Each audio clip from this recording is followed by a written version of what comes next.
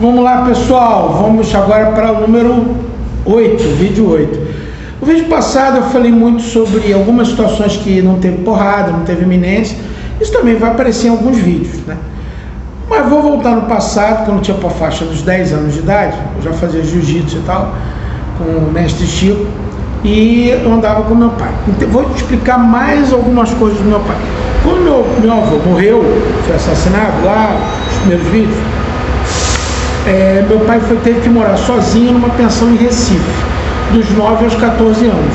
Minha avó não tinha muito dinheiro, né? Ela teve que sustentar ele morando sozinho. Imagina um garoto de 9 aos 14 anos morando sozinho, numa pensão de adultos. Tinha que ir para o colégio, passar a própria roupa. Então ele cresceu rápido, ganhou muita responsabilidade, mas para sobreviver, ele desenvolveu uma certa hostilidade. Vamos analisar. Então, depois do tempo, o irmão dele foi morar lá também, com ele e tal, mas essa é a ideia. E depois, quando tudo foi melhorando, ele veio para o Rio de Janeiro, veio estudar aqui no Rio de Janeiro e tal, morou aqui na rua Adolfo Mota, do lado onde era o CREF, né, se não me engano, na frente daquele hospital de bebês que tem ali na rua Adolfo Mota.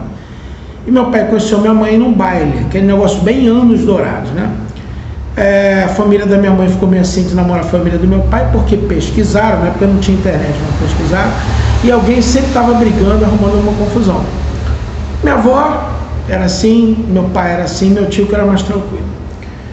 Então, veja bem, mesmo vendo meu pai como pai era como exemplo, meu pai nunca voltava atrás, ou como ele dizia, você não tem que arrumar confusão com ninguém, é o que meu pai me dizia, mas não pode trazer desaforo para casa.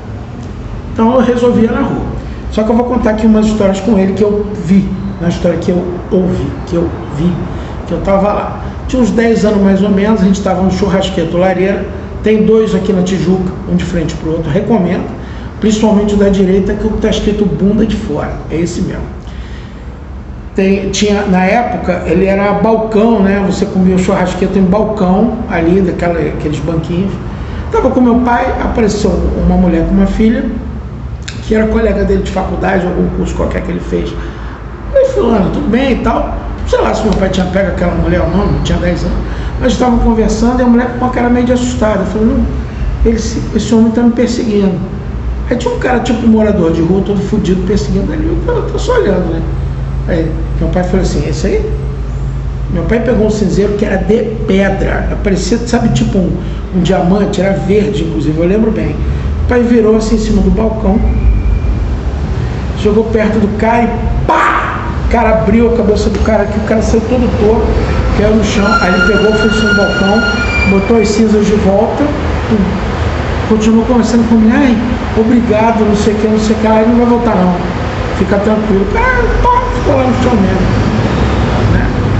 Ó, armas improvisadas, desde cedo, já estava aprendendo isso. Como eu falei, meu pai, botou arma de fogo na minha mão quando eu tinha 9 anos, explicou que eu só podia pegar, meu pai tinha 2 armas, eu podia pegar para proteger minha família, eu falei isso em outros vídeos, nunca botei a mão na arma dele. Essa altura a mulher dele já deve ter entregado a arma, já, ela queria, né? Enfim, mas eu vi meu pai discutindo com ela, falando assim, não vou falar o nome dela, né, fulana, cara que teve o pai, homem que teve o pai morto, não vai entregar a arma de volta para esses vagabundos, que eram os governos aí que a gente tem. Então, isso aí. Então, essa altura já dançou. Uma vez eu estava com ele e minha avó dentro do carro, né? Tá tudo anotado aqui, a quantidade de coisa. E minha avó na frente, eu atrás, né? Que normalmente eu sentava na frente, mas minha avó, quando ela estava lá, ela sentava na frente.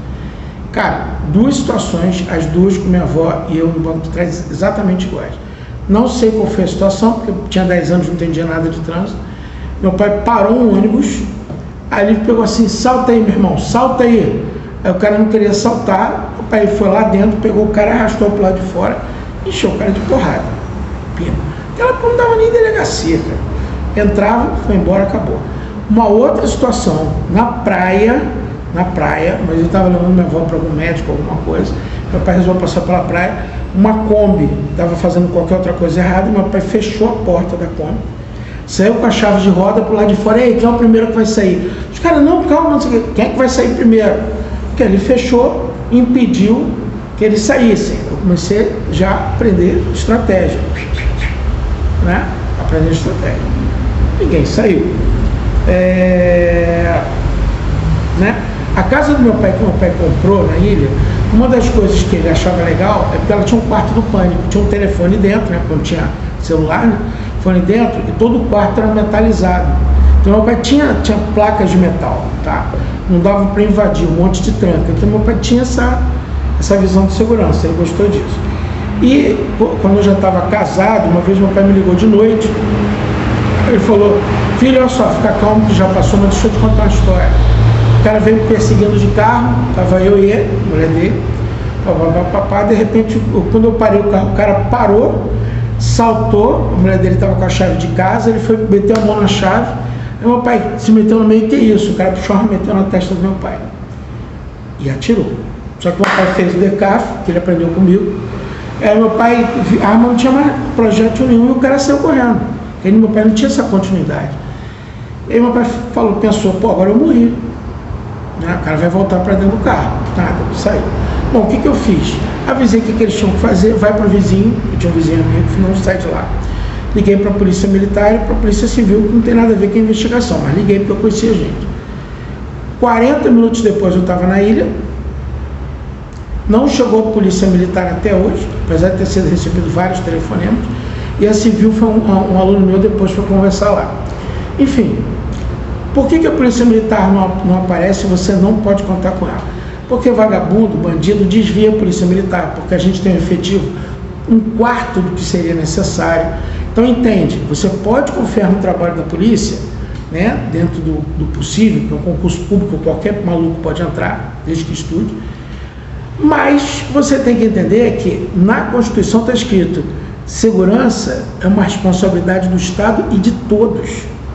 Não adianta você achar que a polícia vai aparecer como um paraquedas para te salvar. Não vai. E no dia seguinte, provavelmente esse cara do carro, porque o carro era roubado, ou ele saiu no meio da multidão, ou ele foi para Dendê, para o carro ser desmontado e vendido. Vou fazer vídeos mais curtos agora. Todo mundo entendeu? Então contei mais algumas histórias do meu pai, para vocês entenderem a base da minha educação e começarem a entender melhor a ideia do combate, tá? Obrigado pela atenção, pessoal. Até o próximo vídeo.